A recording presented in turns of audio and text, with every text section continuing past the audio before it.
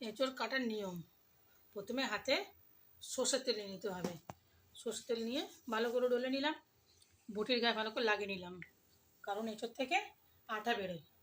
এবার এগুলোকে একদম ধরে ছোট ছোট পিস করে নিতে লাগে, ধরে একদম ছোট ছোট পিস করে নিতে লাগে।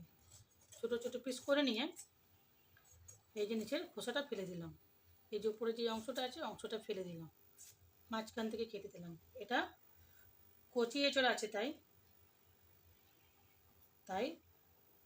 এগুলো ফেলতে লাগে না। এই অংশটা পাকা এঁচোড় হলে এই অংশটা ফেলে দিতে লাগে, কারণ এই অংশটা খেলে, তরকারি করে খেলে পেট ব্যথা হয়, পেট খারাপ হয়, তাই এটা ফেলে দিতে লাগে।